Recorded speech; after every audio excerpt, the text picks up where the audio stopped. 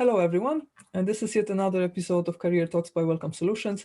And in these meetings, we talk with professionals who share their career paths with us and share their insights into how to build a successful career in today's world. And today, I have great pleasure to introduce Amy Cunningham, who is currently the Director of Marketing and Communications for Columbia Hospitality. She leads a team of 21 people to support digital marketing, social media, and public relations across more than 25 properties within the Columbia portfolio. Before joining Columbia, Amy was principal at LU Quote, a consultancy that focuses on better business communications. She wrote speeches for presentations across the globe and led international communications across 4 teams for Deloitte Consulting, representing more than 15,000 employees. Before Deloitte, Amy also worked with PR firms and digital marketing agencies for 20 years, building awareness campaigns and writing thought leadership pieces for technology and medical device clients, including Philips Healthcare and IBM. She is a recipient of the Star Award of Excellence for her work in technology communications, often working closely with C-level executives. Amy's expertise is the ability to message key thoughts and ensure each word supports the speaker's goal. Amy spends her free time as a marathon runner, a TEDx Seattle volunteer, traveling with her family, and coaching for the St. Anne Middle School speech team. Thank you so much, Amy, for accepting the invitation and for being with us today. Thank you so much. And I'm very curious about your career story so far. It's been a long way, I know that, although it's hard to believe because you look very, very young. So it's hard to believe that you've been there for over 20 years now. But I like to hear more from you and from your own perspective. In Welcome Solutions, we help highly educated professionals with navigating towards their dream careers. We offer intensive career rotation courses, combining self-discovery with practical information about the job market. We also work on our own educational materials such as books and self-navigation manuals. Our new tool, the Odyssey test, will help you discover what your natural way of creating value in the job market is and which working environment will fit you best. If you'd like to stay in touch with us and receive monthly updates, please subscribe to the newsletter. Sure. Well, I grew up in a really small town, like rural Georgia. And growing up, I always, I would say, first wanted to be a teacher because those are the women and roles that I was exposed to. And I thought, wow, that would be so great to be speaking in front of people and sharing insights and growing young minds. And so that was my path for a little bit. And then as I grew up, President Reagan was the president at the time, and I actually wrote him a letter. And that letter was all about saving the dolphins because the tuna industry at the time was bringing in a lot of dolphins into their nets. And I was really upset about that. So I wrote the president a letter thinking, I'm going to make a real difference in the world. And I just got back this book in the mail about a tour of the White House. And I thought, okay, well, that wasn't exactly the response that I was hoping for. I thought that the president would answer my letter and really just say, hey, you've made a difference here. And so for a little bit of time, I thought around that same time, I started speaking competitively. I joined the local 4-H group, and I did a demonstration on how to protect strawberry plants from birds. And talk about, I know one of the topics that we'll be discussing today is new business and communication, but part of that is being competitive. And I placed second in my first demonstration, my first official speech. And I wanted to go back and win. And so I did. I started speaking competitively from a pretty young age. And then at that point, I thought, maybe I want to write speeches for the president. Why not? If I want to make a real difference in the world, maybe when I grow up, I can write speeches for the president. And then as I went through high school, I really found a love of science and biology. And so I decided I wanted to go pre-med looking at neurology because once again, people in your life that have a major impression. My mom had 2 lower disc back surgeries when I was young. So I was in neurologist offices and having discussions and conversations, alongside my mom of what her surgery would be like. I was just really fascinated by that. So when I went to the University of Georgia, because there are very few options when you are raised in the South and you have a certain loyalty for a school. I had a picture of Uga, the mascot, which is this adorable bulldog, on my door of my bedroom for years. So I just knew I was going to go to the University of Georgia. And so at the university, I was a part of the yearbook team, the Pandora. What a great name for a yearbook. It had everything in it too. And so halfway through my university experience, I realized that I didn't want to go pre-med. And there were a couple of reasons for that. It wasn't because of lack of family support or interest, but it really was about what was making me happy and in my studies specifically. And so I made a bit of a pivot to speech communication because once again, it was what I had really loved and had been with me for such a long time in my life. And so during the interview process, like taking that first step from university into your first role is so important because it shapes so much of your path.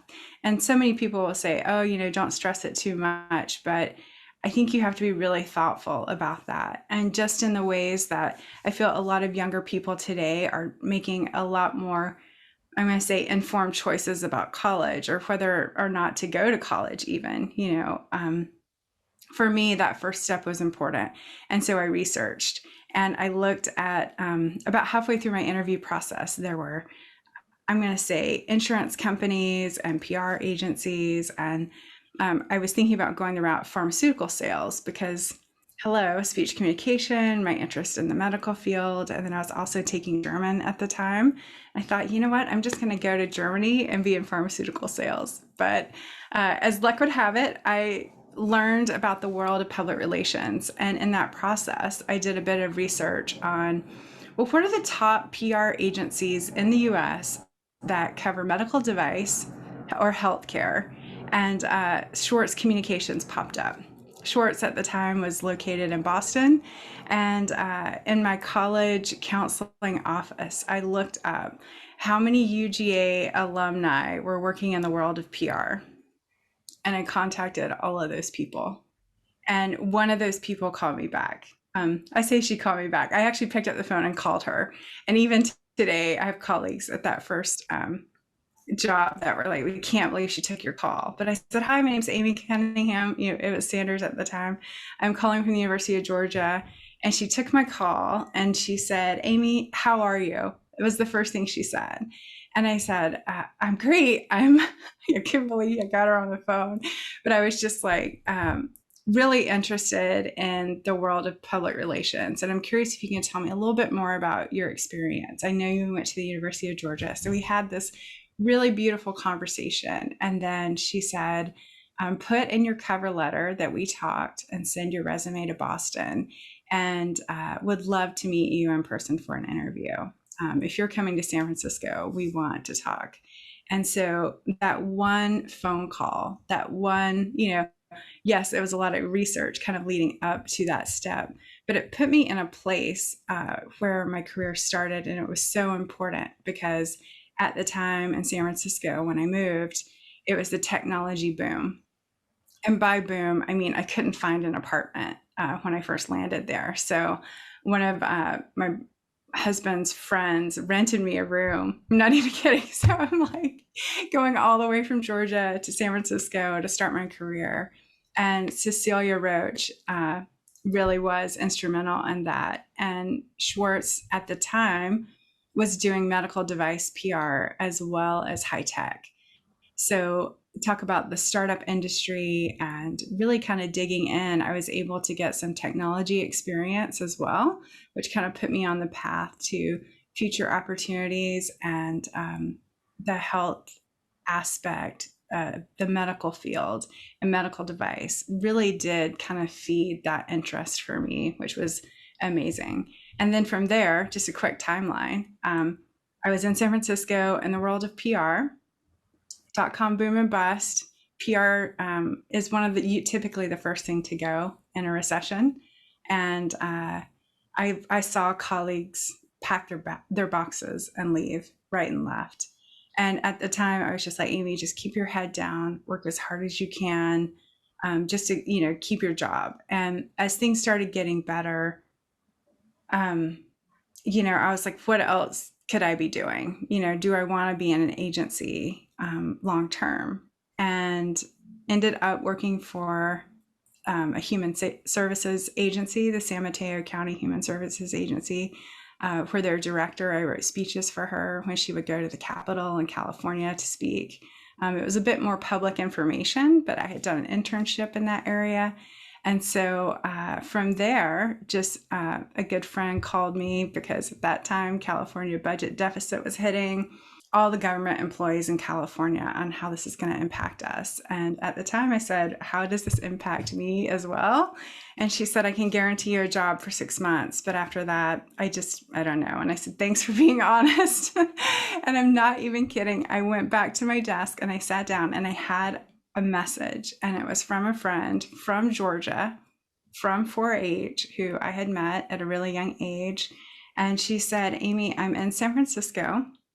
I'm working for this great PR firm, and we're hiring, and you would be perfect for it based on your past experience. So that put me into another agency setting, which I loved, once again in the world of tech, but I loved boiling down the message, whether it was medical device or whether it was technology. It really came to how do we communicate in such a way that the average person gets it, with everything, we can speak in highly technical language, or it can be very specific to a certain, I think medical field jargon, but it really is boiling down that message so that everyone can understand it. And so lived in San Francisco for a bit more time, and then started having kids. And my husband's the youngest of 9. They're all from Seattle.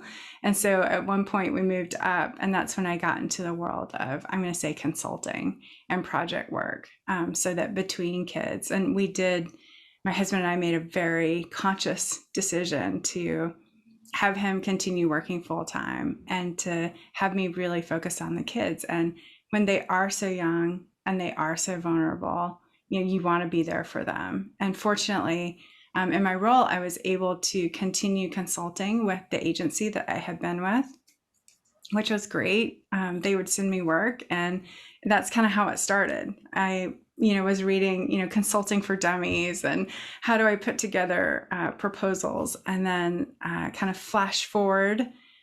My kids were older, and my youngest was in kindergarten at the time, and I decided to go back full time and went into the world of startups, doing something completely different, not PR. It was more along the lines of talent development, recruiting, HR. I'm going to say culture, how do we build a culture that really gets people excited, and then kind of brings you up to where I am now. I worked for a startup, then I worked for a digital marketing agency, which I loved, did some executive search in between there. And so all along the way, though, I have to say communication really stood out as, no matter what I do, I know that this is my core talent and this is what I love doing. And when I'm in the zone, this is what I'm meant to do, and I love it. So with that, that's a quick, kind of long story of my career and where I've been. Wow, that's a long story, but it's super interesting because I think now in 2021 it's absolutely obvious that you have to have a PR, like that you basically build your business on PR and on public trust. At least if you need to develop a brand. Of course, there are also zero brand companies, but most of the companies today actually work on their brand. Even micro companies. It's so important today to appeal to your customers. That's also why almost every company has a blog on the website today, because they need to present their know-how to the potential clients. And today it's obvious, but I don't think it was like that 20 years ago. And when you were starting, probably approach was very different. So I am curious. Probably lots of this culture of doing business, especially online, changed a lot. And can you tell us a little bit more about that? So how did the nature of your job changed over the years? Like, what were the most important problems to solve 20 years ago versus now? That's a really good question. Uh, I have to say, working in the world of PR, I had the opportunity to work with a large amount of businesses in different areas and different fields, but also like cutting edge. You know, there were some startups that were just before their time. You know, they had this big vision, but the world wasn't quite ready for them. And I think seeing that was really fascinating to me because, you know, I can relate it to kind of the world of PR and the tools that we have now. You know, when we first started out, we would make clips of articles. So like if you had like an actual newspaper article of your client, you know, let's just say they're on the front page of the New York Times, you would actually create this clip that looked even better than it did in the newspaper.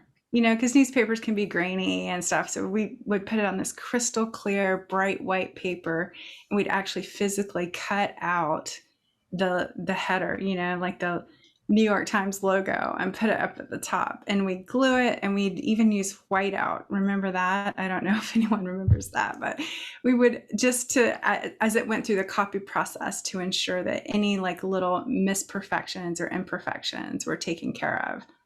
And so flash forward to now, there's an actual company that will do this for you, and it's all online, right? Like they have the logos preloaded. They can build the clip that looks seamless and gorgeous, and you don't even have to touch paper, which I think is fascinating. So, you know, in that one example, you can see how just like the world of PR has changed over time. But, you know, in the same instance, some of the businesses that we were working with, they were starting out. We had this one group. It was kind of like a request for quote, you know, almost. And there've been several since that have been successful in that world. But it really was the case of how do you streamline finding basic business services all in one place. And realistically, it just hadn't been built. You know, some of these businesses weren't completely digital yet or online in the ways that they needed to even communicate, to be a part of the platform. And so with that technology, I think, you know, sometimes we have these great, wonderful ideas as entrepreneurs, but the timing and the timeline isn't right. And I like to compare that to jobs, because oftentimes, like when I would interview people for a role, they would be a really incredible candidate and they might have the right skill set, but the timing just wasn't right. And maybe it had nothing to do with them or their skills or who they were as a person. But at the end of the day, we had to say no because the time wasn't right for the business to bring them on. And so it didn't mean that they wouldn't be right, you know, 6 months down the road, or maybe 2 weeks down the road, depending on how quickly the startup was moving. But I think it kind of brings to the forefront of, with everything that we think about and how things change, the timing is so important and impeccable. And there is, you know, a stroke of luck in that, if you believe in luck. And the other piece of it is just being resilient and tenacious. So like as a person, you know, if the time isn't right for me to be a speechwriter for the president when I'm super young, maybe it will come at a later time. And, you know, obviously when you get older, you think, wow, I don't know if I'd want to do that anymore. You know, would my views align with the current president? You know, you have all these questions. So I do think time really does play a key factor in how things have changed. But that being said, I firmly believe the world of creativity has absolutely exploded in such a way that the tools that we can use as humans have really expanded our options for creativity. You know, when you think back to, I love the story of Michelangelo and the Sistine Chapel and how they actually had to convince him to paint it in the first place. It's like, no, I've never done anything like that. Yeah. Oh, they did. But yeah, look it up. It's so great. It's such a good story. But I love that because in some ways, whether we have other humans pushing our boundaries or maybe we have technology, because I think even as a writer, you have artificial intelligence now where you're like, oh yeah, we're writing books too. And it's like, okay, well, it's not quite there yet, but how do we use technology to really push our own levels of creativity? It's tempting to say as a writer, wow, why don't I just have AI write my first draft and see how it does and then just tweak it? How much time could we save? How many brilliant books could we publish from writers just to give them that jump start? I think we are in a place where we're working a lot more hand in hand with technology across all industries than maybe we ever thought possible 15, 20 years ago. Yeah, that's wow, that's a very philosophical approach. I love it. I also wonder a lot. Technology always, there are different aspects of the job market and how it develops, and technology is the most predictable part. So there are few main factors that influence the job market and the jobs, that are created and the future professions that will appear. One of them is the unpredictable events like Corona. Like no one could tell 2 years ago that it will happen. So these are the factors we cannot really model and predict because like you never know what else can happen and when. There is politics, and politics I would say semi-predictable because you always have a few contenders to win. Like in US, you only have two parties, and regardless, like depending on which one of them takes the White House, takes the Senate, right? You have Senate in the US and the White House. Well, then the law will change, and that will incentivize businesses or the opposite. So it's really really I mean, and sometimes it's a toss of a coin. You don't know until the end. Until the day of the elections, you cannot really tell who will win, and so it's, I would say, like semi-predictable. And there is this technology part, which is, I think, the most predictable part of it, because once the new technologies are created, then like they will create a new demand, and they will also automatize certain processes that were, like many of them were kind of serviced by people before, by humans. So certain jobs will be eliminated, but there will be new jobs on those new platforms. And so this is actually, like, logically you can kind of conceptualize how, in which direction it will push the job market, at least to a certain extent. And so I think really understanding technologies and be able to work with them, that's probably the key to be able to navigate in the job market, because that's the only source of information that can help you predict in which direction we are developing as a society. I don't know if I expressed myself well, but anyways, that was a bit off topic, I would say. Sorry. But I would like to come back to your job in PR.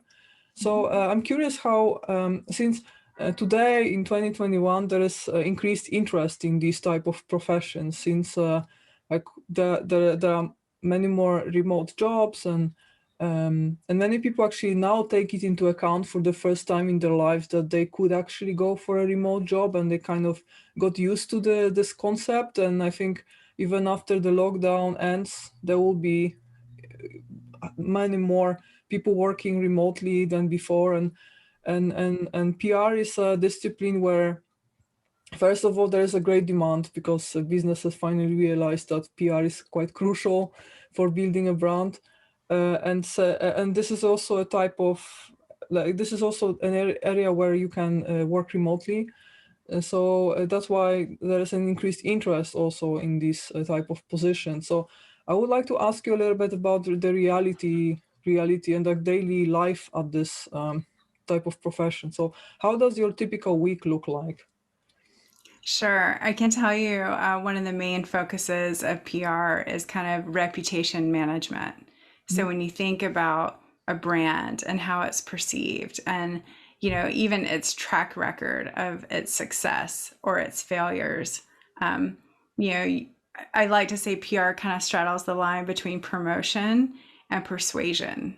So you have this world of, you know, as a consumer, all these different choices to make, even if it's, you know, what shampoo to buy or what bar of soap or even like the tea in your coffee mug. What are you going to have that day?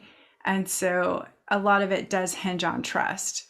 And how do you assess trust from a very, you know, I'm going to say intellectual place? And sadly enough, PR really got its start along the lines of propaganda, you know, with, you know, I'm going to say historically, Hitler was like a PR perfectionist, right? He knew that there was going to be a way to infiltrate the minds of people to get them on board with a certain idea. And so it has some kind of PR has some dark roots, you know, to be sure. But today it is important, and it is important for a lot of reasons, because as humans, how are we building trust in 2020 and beyond is really a big question. You know, it used to be the newspaper. People used to read newspapers and believe, oh, everything in this is truth. And that's not necessarily the case, as we've seen, you know, it's been proven. So how much do we trust the media? How much do we trust newspapers? How much do we trust our friends on social media is an even bigger question. Well, influencers and social media have really taken off because the timing is right for, you know, us to maybe question our traditional news sources and then also level up or respect the opinion of our friends. And so a large part of my day when I get started is to understand the news. What's happening today? How is that going to impact anything that could touch our business, so to speak? And so just kind of understanding what the current climate is of news itself is really important. So news sources are important to me, and I keep my hand on the pulse. I love the Associated Press. I love NPR. I love, you know, I'm going to say fast, quick, truthful sources as much as possible. And then, you know, I think from there, it's working with a team throughout the day. You know, they're building messages on building trust with a particular product or a brand. And so because I work in the world of hospitality, and the travel industry, as you know, has been dramatically impacted because of COVID. People don't want to travel. There's a lot more questions about how safe is the hotel I'm staying in? How safe is the restaurant that I'm having this meal in? And so a large part of our communication has been about protocol as it relates to COVID-19 or infectious disease. And so once again, I find myself in the world of, you know, medical touching my communications work, which I love. I didn't love the pandemic happening for sure, but there have been some silver linings for businesses in particular. A lot of businesses have been hard hit, but at the same time, a lot of businesses have pivoted and have become very successful. So kind of understanding what does it take to pivot in a time like this is really fascinating too. So a lot of what I do on a day-to-day basis could fall under the category of crisis PR, or as we like to call it, you know, situational solutions. You know, like how do we help you know, during a time when people maybe aren't feeling safe, or they need to be reassured that things are going to be okay. And because of my medical background, I'm really leery to say that something is 100% safe because we have FDA processes even for medical devices when they go through like an approval process. and testing, et cetera. The rapid adoption has to be proven that it is safe enough. And so, in the world of hospitality, the number one thing is we always put our guest first, and we always are thinking with the guest experience in mind. So, how is this impacting? How is it shaping how the world is coming back to travel? And so one of the key areas that we've been working in specifically is, I'm going to say social media influencers, because when COVID hit, a lot of journalists and reporters, especially travel writers, were laid off or furloughed. So, or they were reassigned to cover COVID or something else. So for me, my day-to-day is really digging into what is the news of the day. How is our business running to, ensure that its reputation remains as guarded and protected and thriving as possible. I'm going to call it nurturing reputation. I think that's really important, and that could manifest its way in, writing for an executive or supporting them in a speech, or commenting on a topic that's timely. And then other than that, also like visually, how are we representing what's happening? So I think back to George Floyd, and then even now, like what's happening in the world of, I'm just going to say race, because, so many people think it's a bad word. Let's not talk about race. But I think the time has come where we all need to be advocates for other people who are maybe in the minority and they can't speak for themselves. And once again, we have a voice to represent them. And so our team is looking at everything we do from a visual standpoint. Are we representing everyone, all of our guests that come to our hotels? And so that's really important for us as well. So just kind of, making sure that, whatever's happening in the conscious collective of our guests is being, thought about, met, and then ensuring that their experience is as good as it can be. Because at this point, we are all judges of anything we decide to do.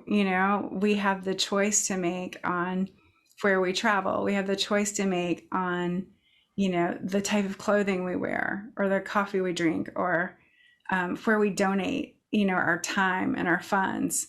And so I think we're becoming a lot more discerning, and I think that's a very good thing, because it makes not just people, but companies accountable as well. Mm-hmm. So how do your daily duties look like? Because you mentioned before you have to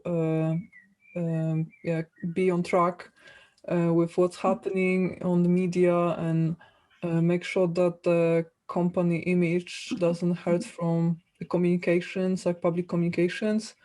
And but like your typical week, can you tell us a little bit more, just for those people who might potentially be interested in working in PR but just don't know how it looks behind the scenes?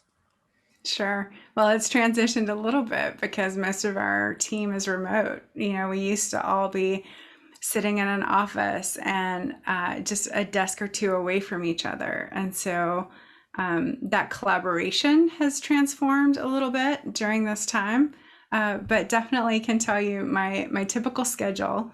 I'm an early bird, so I wake up pretty early because I'm also a runner. So I wake up, exercise. I try not to look at my phone before I'm done with exercise, but I do like to kind of see what's happening, check the news.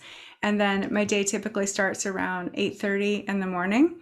I run through like probably 10 to 20 minutes of email, and then look at the calendar of the meetings that I have. I'm typically in a lot of meetings, and when people say, oh no, I don't like meetings, or that sounds terrible, I actually enjoy these meetings. And I can tell you a little bit of the content of them too.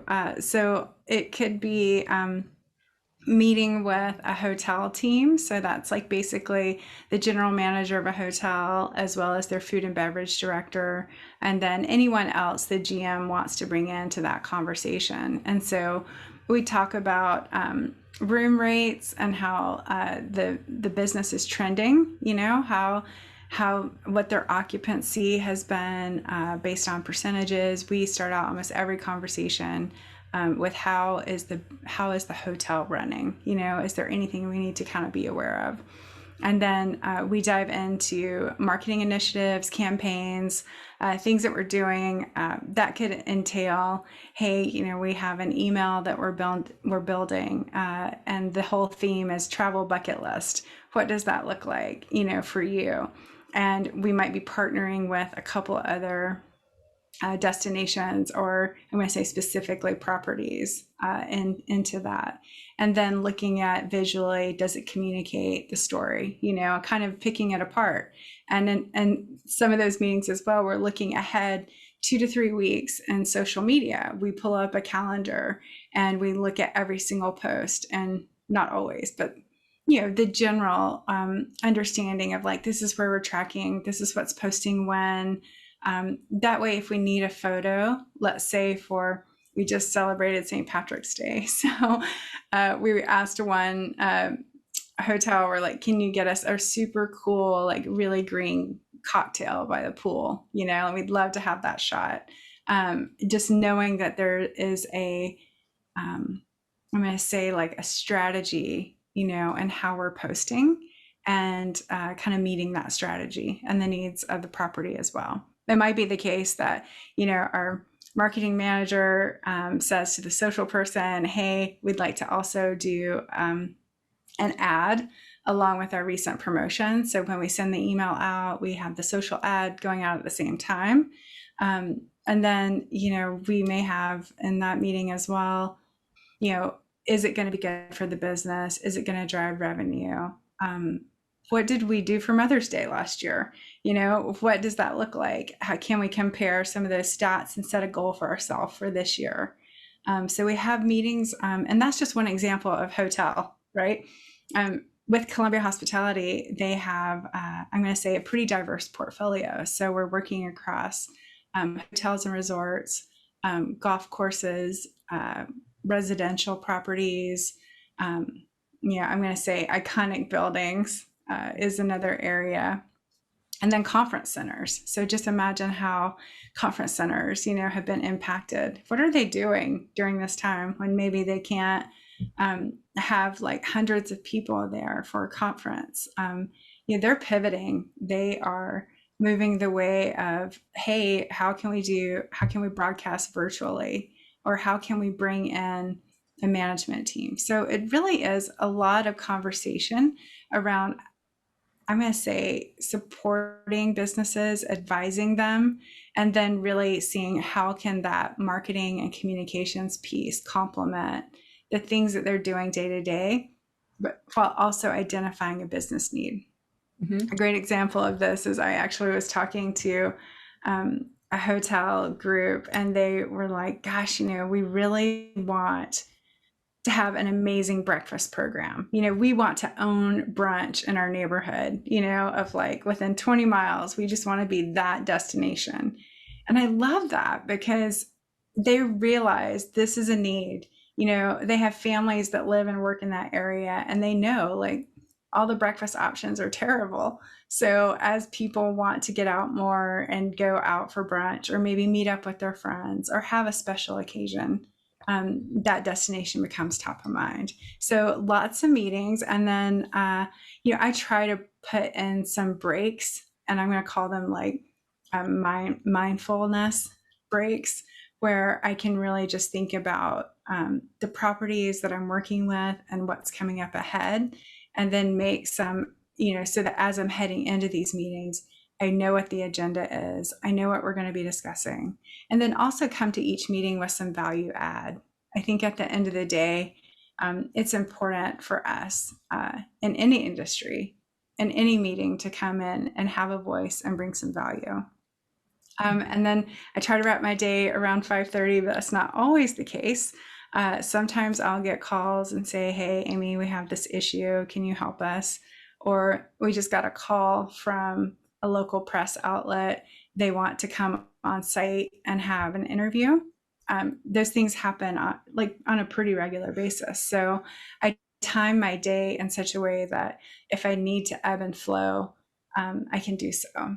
And so, yeah, that's just a little bit of a snapshot, but it could be anything from attending a photo shoot where we're ensuring that the photographer has the shot list and the direction and the models or whatever the case may be, to checking email, to being in lots of meetings. And at the end of the day, I think you just have to make time for yourself also to really focus on, if it's items to review. I do a lot of editing too that comes my way, and also a lot of writing, and then leaving space though for creative brainstorming and really big ideas.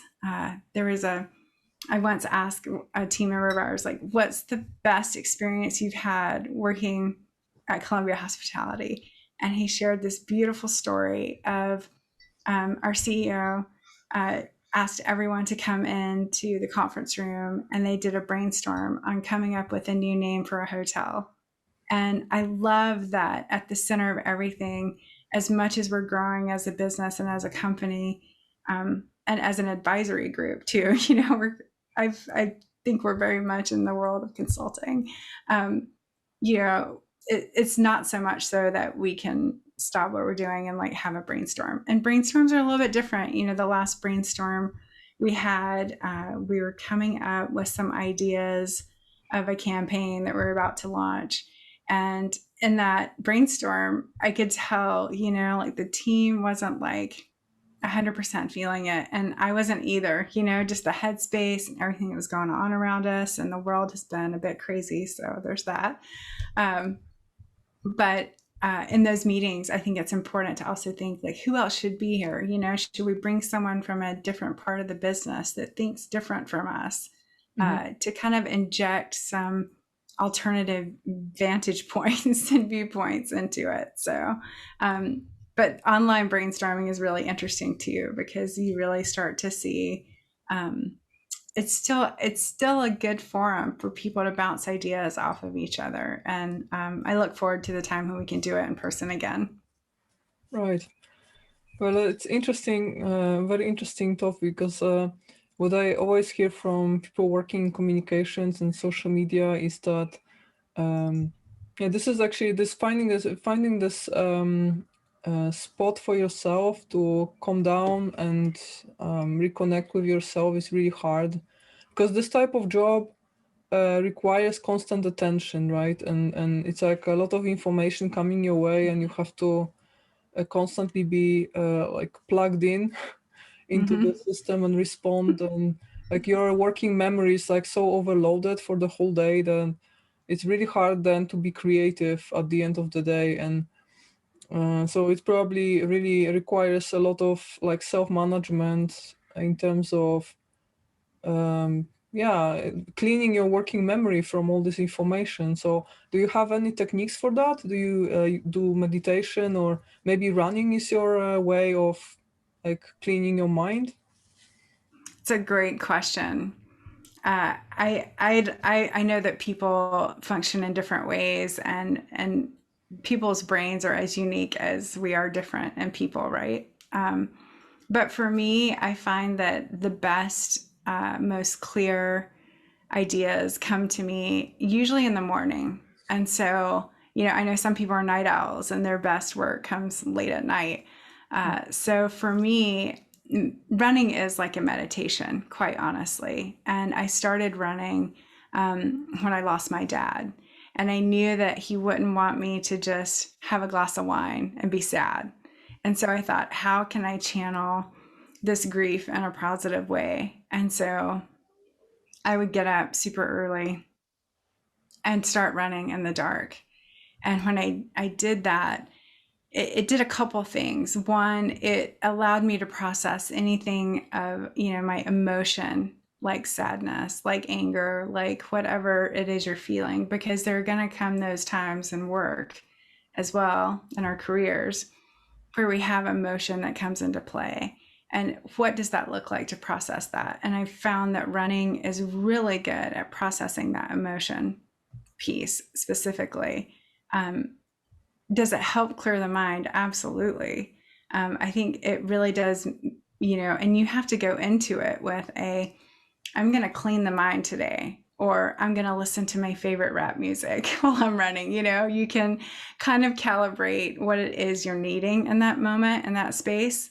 But running really has been an amazing outlet for me for that particular reason, to clear my head, to work out emotion, whatever that looks like. And it could be super personal, or it could be work related. It could be, just what's going on in the world. There are other ways that I process it during the workday, and I want to share that too, because I think it's really important. It has, especially when you're working remote, because there are times where you may be thinking or feeling something in a moment, and you have to almost check yourself and have a balance with it. And so an example I can give is I was talking to a team member one day, and it was just her and myself. And some of the things that she was saying, I was, for some reason, getting a little fired up about. And by fired up, I mean a little angry. And so I actually listened to everything she had to say. And, I basically told myself, okay, in this moment, to calm myself, I'm going to listen to every single word she says, and I'm going to take copious notes on it and just let it sink in, almost like a sponge, like I am absorbing everything she's saying. And in that moment, I knew I'm checking my emotions. I'm going to put them on a shelf right now, because I could feel the anger kind of start to boil. And it wasn't anything to do with her personally. It was just the situation. So I put it on a shelf, and then I listened to what she had to say. And even before I responded, I said, you know what? I'm going to need a little bit of time. And I'd like to think about everything you've said. And then I'd like for us to have a conversation about it a little bit later on. But I knew in that moment, anything that I said would have been completely unfiltered, and it would have come across the wrong way, or it could have been misinterpreted. And so I had the awareness of myself to basically take everything I was thinking and feeling. And I did. I had this visual shelf where I put everything inside this box, almost like a sponge, as I was absorbing it. And I just set it on the shelf. And then after we had our conversation, I got up from my desk. I went out, I got some fresh air, and I visually took that off the shelf and I unpacked it. And I said, okay, why was I feeling this way in that moment? Why were these emotions in particular bubbling up? And how much of it was about the situation and about the person, or was it something else? Okay, are there questions I need to come back to the person I was communicating with to really get more information to make a better assessment? But at the end of the day, I was able to check the emotion part and cut it completely out, so that when it came to me giving a recommendation to my coworker on how to handle a situation, it was crystal clear, and it was informed, and it was really thoughtful.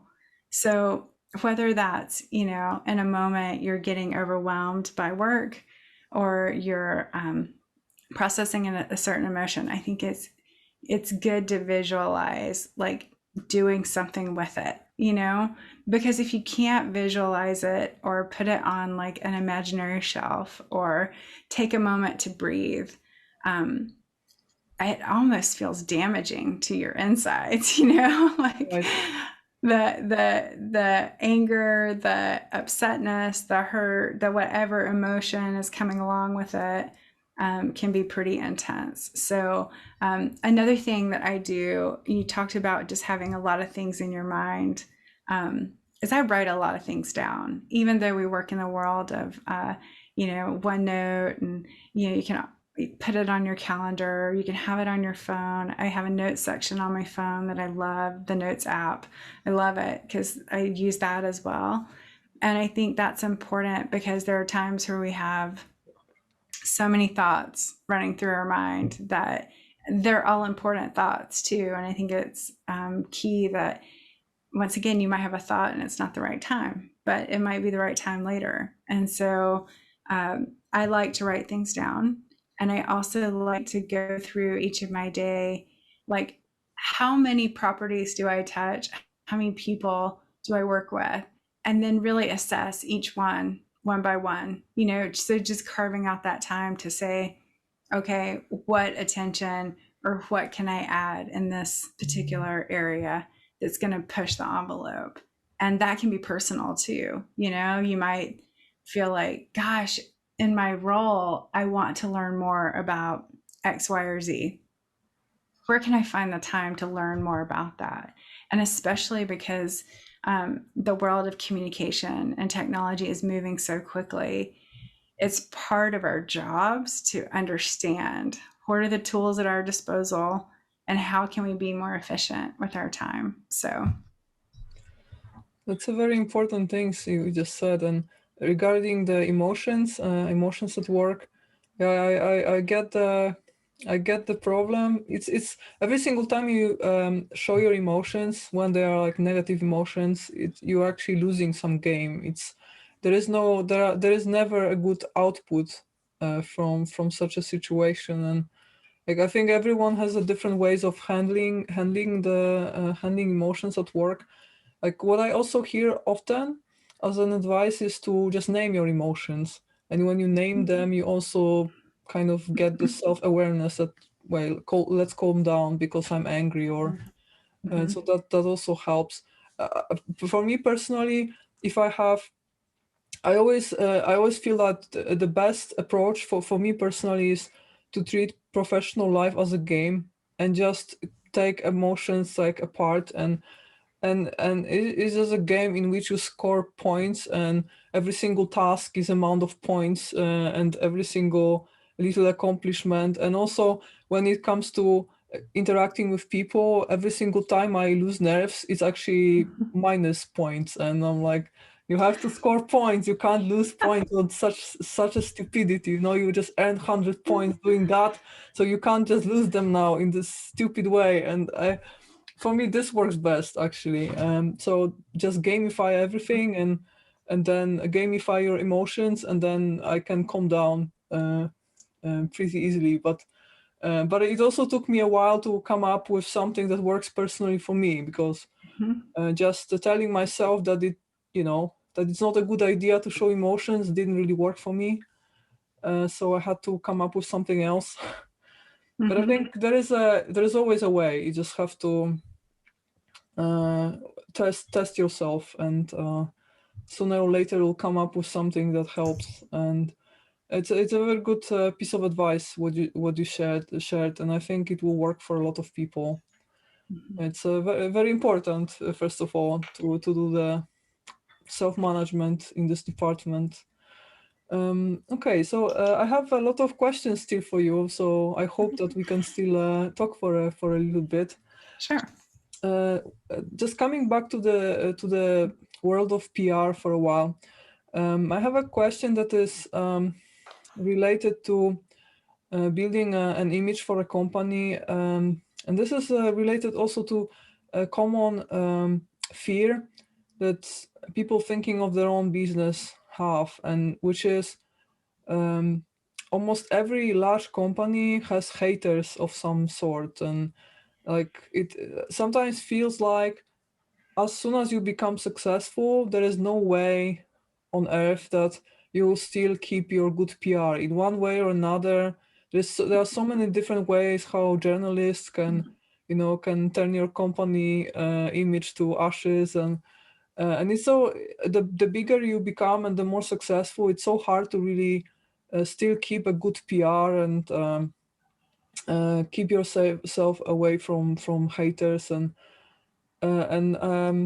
I have that question, since this is actually a fear that prevents many people from trying to build their own business. They are afraid of bad PR so much that they never really start a company. So my question for you would be, do you think it's possible to develop a business in a way that you secure yourself from any problems in PR, or is it always partially random, or there are some extenuating circumstances that are independent from you that can always bring your company image down? So is there any way of building your company image from the start to make sure that your PR is impeccable and you don't fall into any type of trouble with it? Wow, what a great question. Haters are going to hate. That's a fact. That's very true. And I love how you ask about being fearless in business, because it is a fear. There is that fear factor of what if they don't like my product, or what if, you know, we get a bad review, or what if our product breaks and hurts someone. Like, you know, there's always that question in the back of your mind. I will say there are case studies of success that you can follow and model and emulate to become, I'm going to call it a media darling, where the media just love you. I can say all of that starts with establishing values for your company, for your business. And those values, for many businesses, most of the successful ones, they drive every single business decision. So, like for instance, you know, if a company has a value of honesty, we are going to be honest in every single situation. It sets them up for success. Because what happens when a company isn't honest, and I can automatically think about 3 to 5 brands, right, who haven't been honest with their followers, their clients, their customers. And in every single case, it has come back to just tarnish their image, to really bite them in a way that has either driven their company out of business, or it's damaged their reputation to a point to where they haven't been able to come back.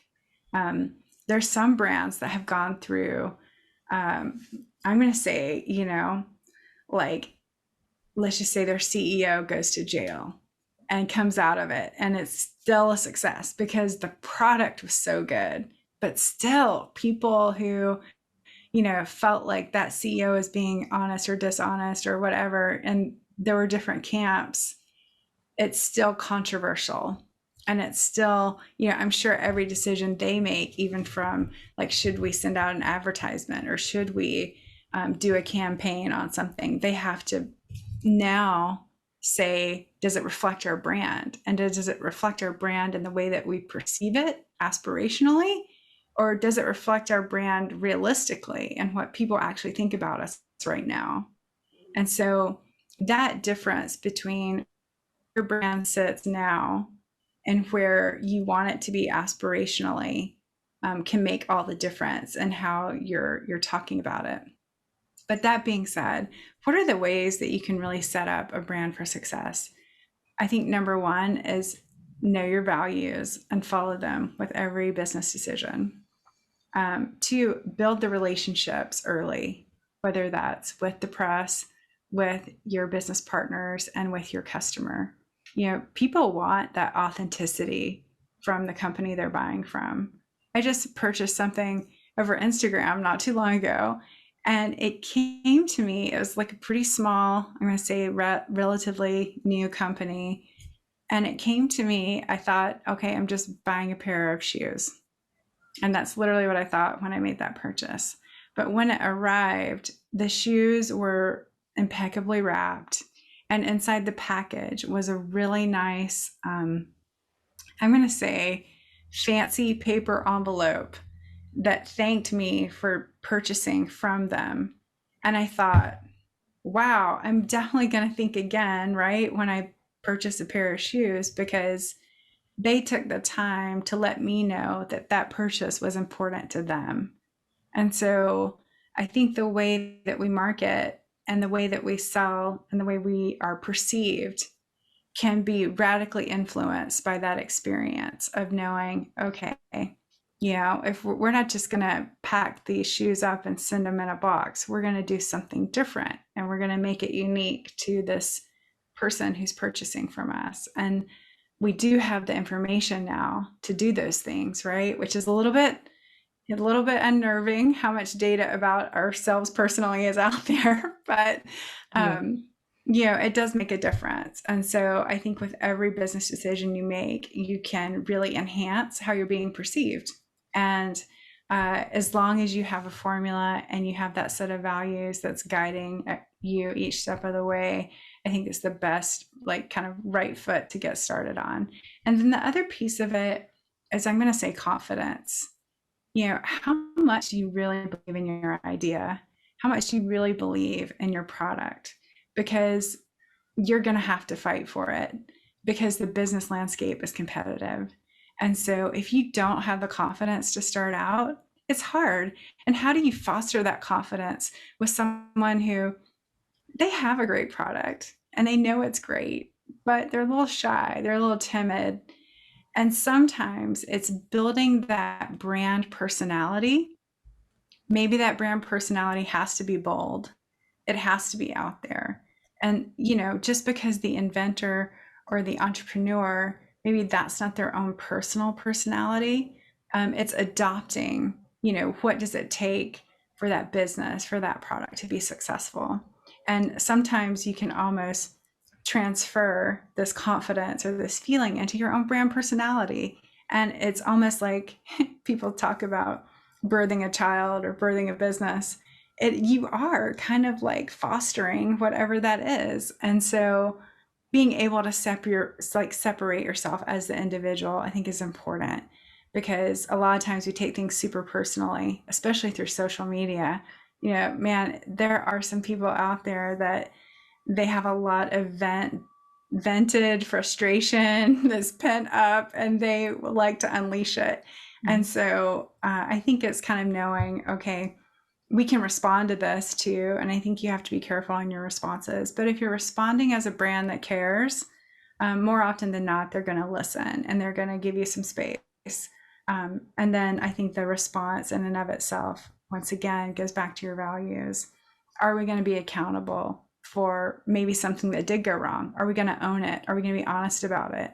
Are we going to, be inclusive? I think that's another core brand that, when we think about values, that it really does go hand in hand with everything that we do today.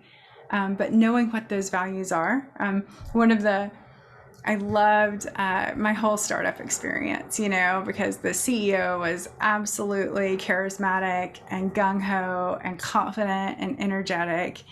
And we had this set of tenets, and one was focus on focus. And that focus kept us focused, of all the things. So if you're going to have a mantra, if you're going to have a set of values, I think it does help guide you and support you and build the confidence in the times where you will get hit and it will hurt. But how do you come out of that stronger?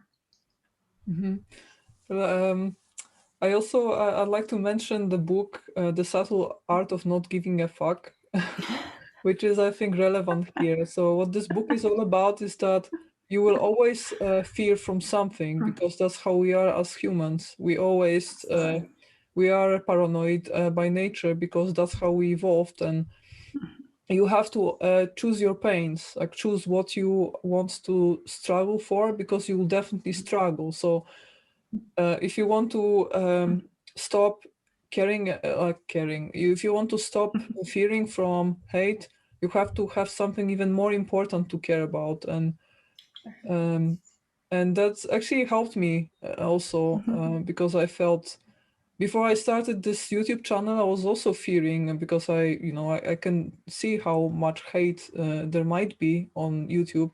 But then I felt, what do you fear more about? Do you fear about these anonymous people who might be sad people, just eating popcorn somewhere, from the couch, and just plugging the buttons, or and then pressing the buttons? Or do you more fear about the future of your company, and whether or not you will meet all these awesome people that you might talk to here on this channel?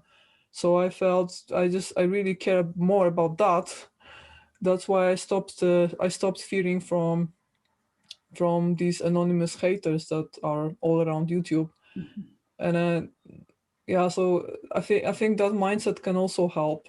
But still, I think it's quite a valid fear to have, because we live in the times of globalization, and sometimes just one unhappy customer can completely flop your business. And I like the example of the Fire Festival.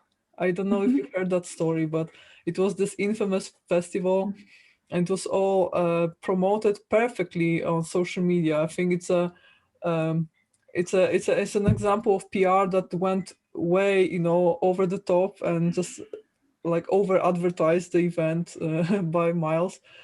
But then one Twitter post with some sandwich that was served at the festival, that was posted on Twitter, got viral, and that was not a very like prime, that was not a supreme quality sandwich, to say the least. And basically that was what flopped this festival on the media completely. So that was just an example how just one post by someone who has few hundred followers can get viral and completely destroy your like multi-million initiative. And I think it's still a valid fear to have, and I still don't know. I mean, I'm still at this point myself that I didn't experience absolutely any adversity yet, but I know that sooner or later it's gonna happen. So I'm like, I don't know for myself how I'll react to this, because I never experienced this. But yeah, I know that it must be hard for businesses. And honestly speaking, I don't know. I totally, I mean, on the same page that I feel that values to some extent prevent you um, from disasters, but there are still just human mistakes, right? What happens if one of your employees just makes a mistake in implementation of the product, let's say, and then you just overlook this, and yeah, random events can happen, and even with the values you have, there can always be some random event that just results in some unhappy customers potentially. So I think in the long run, it's really hard to um, prevent yourself 100% from such events. But I also think that it's very important what you said, that you should have some crisis management. So you should know from very start what is the procedure in case something goes wrong. And yeah, well, let's Yeah. see. I'll let you know when I have my first batch of haters. I'll call you and we'll talk again. Hopefully that doesn't happen. Let's not, let's hope that's not the case ever. I do think, to your point, the book that you reference, and there is a subtle art to that, of just saying, I'm not gonna listen to what you have to say, because I know that it's not true, or it's just negative, or it's coming from a place of hurt, or whatever the case may be.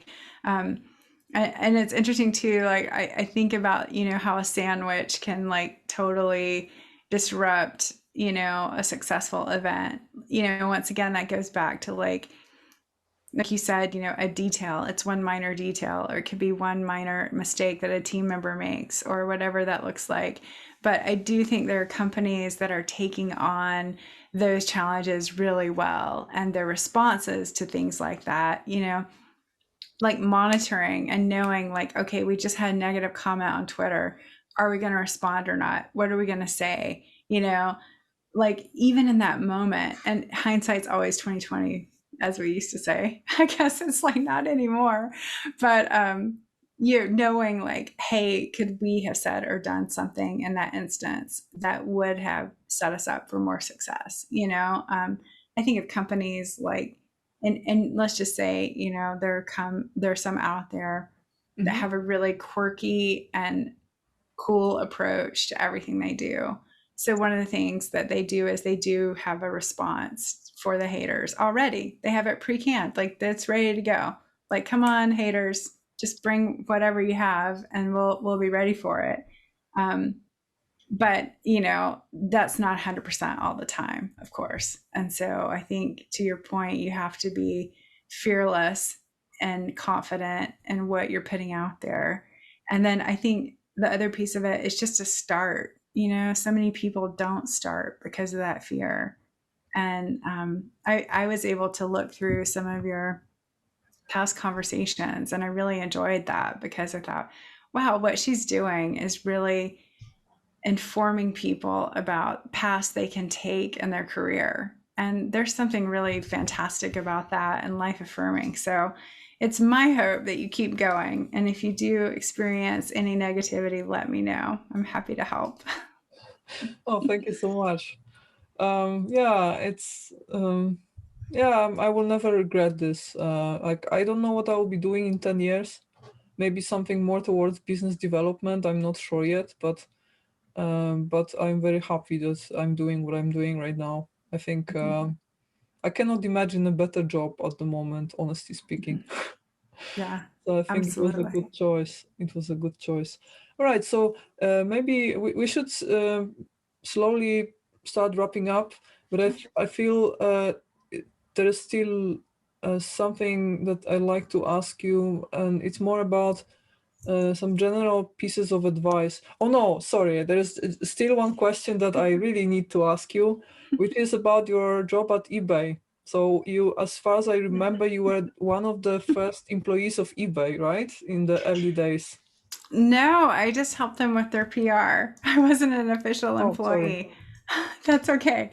That's okay. I was, part of the team that helped launch eBay's PR.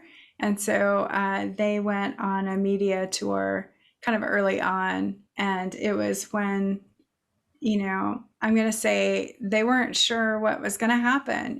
Was it the right time for them to launch? Was it the right time for people to be ready to adopt this whole idea of just putting items online for purchase, that it's just sitting in their house, and maybe there's a collector that would also be interested in that. And eBay, as you know, like in the beginning, was a super small company and it just exploded. And I think there are successes to be found from that for sure. Fantastic. Okay, great. So last question I have for you today is: do you have some general career advice that you might give to young people who are now at the beginning of their professional career? Something, yeah, some general self-navigation advice, or that stems from your personal experience, or just general wisdom that you would like to share with us. I mentioned focus on focus earlier, but I think it's important when you think about your career and where you start out, don't be afraid to have that first career step be a misstep. I think is first and foremost. Just anything to get started is going to put you on a path. Um, I would say there are a couple of things that I think about for anyone who's looking for even just a new role or a new career. Looking at your life as it is and how you want it to change and how you want it to morph, I think is really important. So when I went back to work after having kids, for instance, I knew like I wanted to be within 3 miles of my kids' school in case of natural disaster, in case of whatever. Um, so my job search was within 3 miles of their school, and it seems pretty simple, but that cut out a lot of opportunities out there. It got my job search hyper focused. And so knowing like even geography can be one particular lens that you're looking through, but look at your search through how can you learn and grow in this opportunity? Is it where you want to be now, and is it going to support where you're heading? And then third, I would say is really just is it the right fit for you and in your gut, like kind of trusting a little bit of your intuition of the people that you meet and how they answer your questions. I think that's something really important. That whole interview process is a mutual selection process. And too oftentimes we think, oh, they didn't pick me and this might not be the right industry for me. But no, like don't take it that way.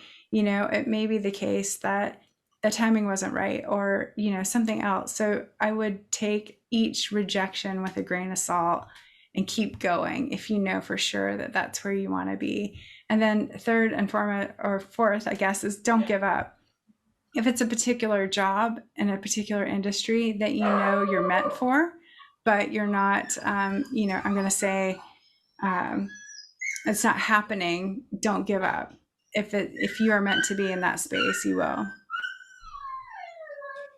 I hear your dog. I know it's usually when the mail's delivered. So apologies. He wants to go after the mail person. Okay. We're just wrapping up. So perfect. Thank you so much, Amy, for sharing all this information and all your insights with us. Thank you for being with us today, and for all of you guys who successfully came to the end of this episode. Thank you for watching. And if you would like to get more of this type of content, please subscribe to this channel, and we are looking forward to your comments and questions. Have a great day. Thank you. Thanks so much. Thank you.